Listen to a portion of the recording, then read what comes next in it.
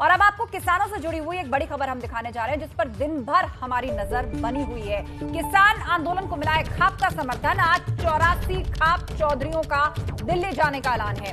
भारतीय किसान यूनियन के अध्यक्ष नरेश टिकैत ने ऐलान किया है, किसान आंदोलन में खाप चौधरी बड़ी जिम्मेदारी ले सकते हैं। खाप चौधरियों की पंचायत के बाद जिला प्रशासन पूरी तरह से अलर्ट पर है।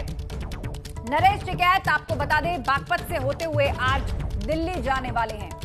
तो किसान एक तरफ आंदोलन तेज कर रहे हैं, कभी टोल प्लाजा फ्री कराने की कोशिश होती है, कभी जिला मुख्यालयों पर प्रदर्शन होते हैं, कभी सड़क की मेन रोड चौराहे जाम होते हैं, तो दूसरी तरफ सरकार सम्मेलन लेकर आती है कि हम किसानों से बात करेंगे, खुद उनके बीच में जाएंगे, उनकी भी सुनेंगे और उनको बताएंगे भी नए बिल के फायदे।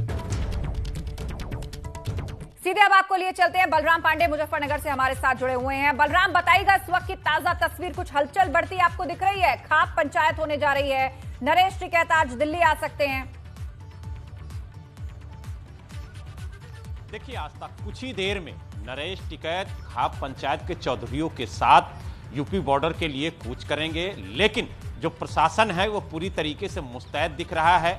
जिला अधिकारी खुद नरेश टिकैत से बात की है और उनको बताया है कि जिस तरीके से कोरोना काल चल रहा है उसको ध्यान में रखते हुए लॉ एंड ऑर्डर मेंटेन रखना है और जो गाइडलाइन जारी है उसका पालन करना है।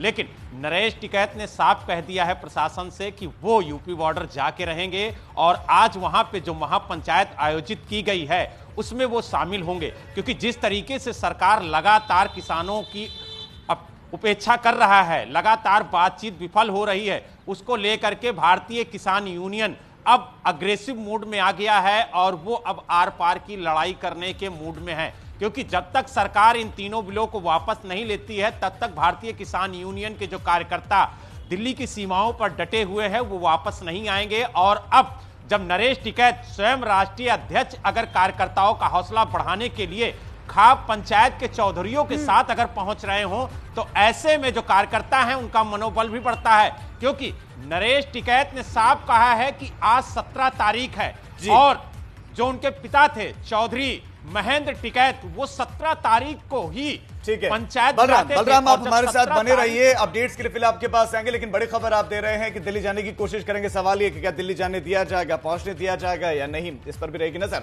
इस वक्त की बड़ी खबर का रुख कर लेते हैं, किसानों के आंदोलन से जुड़ी हुई बड़ी खबर। जी हां, किसान आंदोलन को लेकर आज सुप्रीम कोर्ट में सुनवाई होने जा रही है। सुप्रीम कोर्ट में सुनवाई, सुप्रीम कोर्ट में उस याचिका पर सुनवाई होगी जिसमें किसानों को सड़क से हटाने के लिए कहा गया है। आज दोपहर 12 बजे के बाद कोर्ट में इस मामले पर सुनवाई होने जा रही है। सुनवाई करने वाला है कोर्ट। 12 बजे के बाद इस मामले में सुनवाई होगी। किसान डटे हुए हैं, अलग अलग बॉर्डर को किसानों ने रोका हुआ है, बंद किया हुआ है, आवाजाही प्रभावित की हुई है। ऐसे में सुप्रीम कोर्ट का रुख किया गया है ये कहते हुए कि किसानों का यूं सड़कों को बाधित करना उचित नहीं है, ये दूसरे नागरिकों के संवैधानिक अधिकारों का हनन है।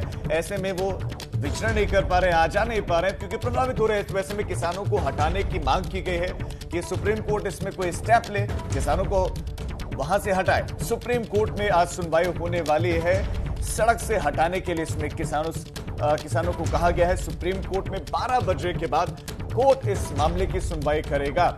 बड़ी खबर, किसान आंदोलनरत हैं, 22वां दिन है उनके प्रोटेस्ट का। 84 खाप चौधरियों का समर्थन अलग से मिल गया है। पंजाब के किसानों के अलग अलग संगठन पहुंचे हुए, हालांकि कुछ अब संगठन ऐसे भी हैं जो सरकार के फेवर में आ गए हैं, लेकिन अभी भी किसान, खासतौर पर जो पंजाब के किसान हैं और जो किसान संगठन है, हरियाणा के कुछ संगठन है और उत्तर प्रदेश में जो कुछ संगठन है वो प्रोटेस्ट कर रहे हैं और दिल्ली के बॉर्डर पर डटे हुए, सिंघ बॉर्डर से लेकर चीला बॉर्डर तक वो अभी तक जाम किए हुए हैं। सीधे अब आपको लिए चलते हैं, हमारे संवाददाता अविनाश तिवारी लाइव हमारे साथ जुड़ रहे हैं। अविनाश, दोपहर 12 बजे के बाद इस पूरे मामले की सुनवाई सुप्रीम कोर्ट में होनी है। ये याचिका जो दरअसल लगाई गई है उसमें किस चीज की दलील दी गई है? क्या पब्लिक इनकन्वीनियंस एक बड़ा मुद्दा है कि इस आंदोलन के कारण लोगों को दिक्कतें आ रही हैं? क्या कुछ कहा गया, विस्तार से बताएं। देखिए, आज तक अगर बात करें तो इसमें 2 याचिका लगाई गई थी, कुल मिलाकर 3 याचिका थी, लेकिन 2 एक तरीके की थी, एक अलग थी। जो 2 याचिका लगाई गई तो उसमें यह कहा गया था कि सुप्रीम कोर्ट ने जिस तरीके से शाहीन बाग को लेकर आदेश दिया था कि कोई भी पब्लिक रोड है उसको जाम नहीं कर सकते हैं, ट्रैफिक सुचारू रूप से चलना चाहिए। दूसरी याचिका में यह कहा गया था कि किसानों की जो मांग है उस पर जल्द से जल्द सरकार सुनवाई करे, इसके लिए सुप्रीम कोर्ट दिशा निर्देश जारी करे।